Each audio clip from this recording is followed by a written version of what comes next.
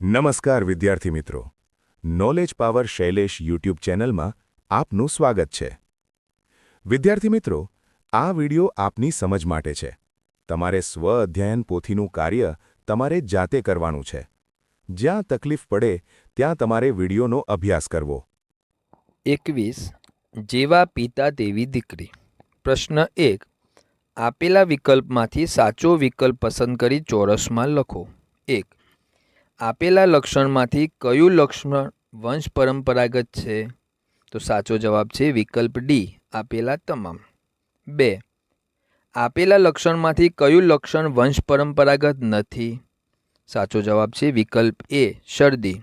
3 આપેલા રોગમાંથી કયો રોગ વંશ પરંપરાગત રોગ છે? તો સાચો જવાબ છે વિકલ્પ સી, મધુપ્રમેહ।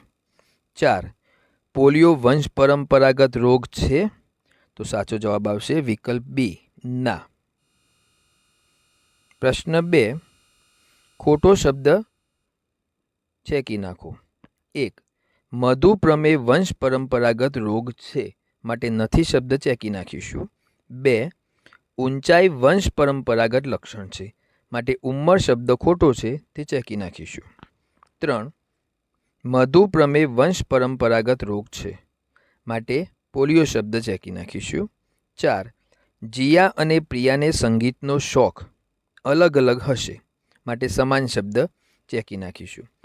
વિદ્યાર્થી મિત્રો, આ વિડીયો તમારી સમજ માટે છે, માટે જ્યાં જરૂર જણાય ત્યાં તમારે મારા આ વિડીયોનો ઉપયોગ કરવાનો છે। બાકી સ્વાધ્યાય પોથીનું કાર્ય તમારે જાતે જ કરવાનું છે। પ્રશ્ન 3 નીચેના પ્રશ્નોના જવાબ આપો। 1 કયા લક્ષણો આપણા તથા માતા પિતાના સમાન હોઈ શકે? સાચો જવાબ છે વાળ, નાક, રંગ, અવાજ અને ઊંચાઈ વગેરે લક્ષણો સમાન હોઈ શકે। 2 કયા રોગો વંશ પરંપરાગત રોગો તરીકે ઓળખાય છે? જે રોગ માતા પિતા દ્વારા વારસામાં મળે તેવા રોગ વંશ પરંપરાગત રોગ તરીકે ઓળખાય છે। દાખલા તરીકે ડાયાબિટીસ, હિમોફિલિયા વગેરે। 3 જીયાની માતાના વાળ વાંકડિયા છે, તો જીયાના વાળ વાંકડિયા હશે કેમ? જવાબ છે હા, વાંકડિયા હોઈ શકે। શક્ય છે કે જીયાના વાળ વાંકડિયા હોય, કારણ કે એ વંશ પરંપરાગત છે। 4 તમારી બહેન સારું સંગીત ગાય છે, તો શું તમે પણ ચોક્કસ સારું ગાઈ શકો કેમ? જવાબ છે ના, એવું જરૂરી નથી, કારણ કે સંગીત એ વારસામાં મળતું લક્ષણ નથી, માટે। પ્રશ્ન 4 વિધાનો સાચા છે કે ખોટા, તે સાચા અને ખોટાની નિશાની કરીને જણાવો। 1 ઉધરસ વંશ પરંપરાગત રોગ છે, આ વિધાન ખોટું છે। 2 આપણા વાળનો રંગ એ વંશ પરંપરાગત લક્ષણ છે, આ વિધાન સાચું છે। 3 રમેશ અને જયેશ બે ભાઈઓ છે, રમેશ ભણવામાં હોશિયાર છે, જયેશ પણ ચોક્કસ ભણવામાં હોશિયાર હશે, આ વિધાન ખોટું છે। 4 જીયાની માતાનું નાક અને તેનું નાક મળતું આવે છે, આ વિધાન સાચું છે। પ્રશ્ન 5 આપેલા કોષ્ટકમાંથી વંશ પરંપરાગત લક્ષણો અને બિન વંશ પરંપરાગત લક્ષણો શોધવાના છે, અને તમારે એના ઉપર રાઉન્ડ કરવાના છે। તમે કોષ્ટકમાં જોઈ શકો છો, આપણે વંશ પરંપરાગત અને બિન વંશ પરંપરાગત લક્ષણો શોધીને એના ઉપર રાઉન્ડ કરેલો છે।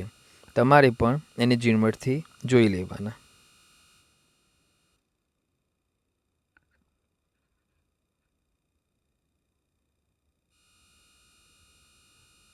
વંશ પરંપરાગત લક્ષણોમાં જોઈએ તો ઊંચાઈ, કદ, અવાજ, ગાલના ખંજન, મધુપ્રમેહ, નાક, ભાષા વગેરે।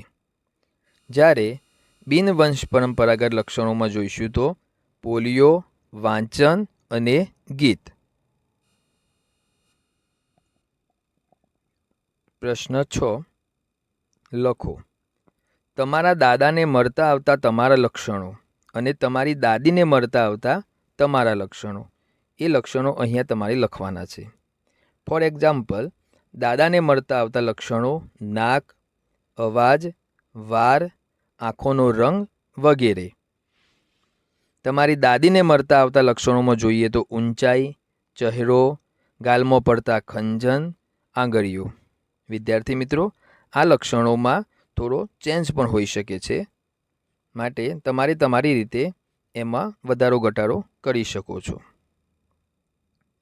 વિદ્યાર્થી મિત્રો, તમને મારો આ વિડીયો જરૂર પસંદ આવ્યો હશે તો વિડીયોને લાઈક આપવાનું, બીજા મિત્રોને શેર કરવાનું અને જો ચેનલ ઉપર નવા હો તો ચેનલને સબસ્ક્રાઈબ કરવાનું ભૂલતા નહીં. ફરી મળીશું નવા વિડીયો સાથે. જય હિન્દ, જય ભારત.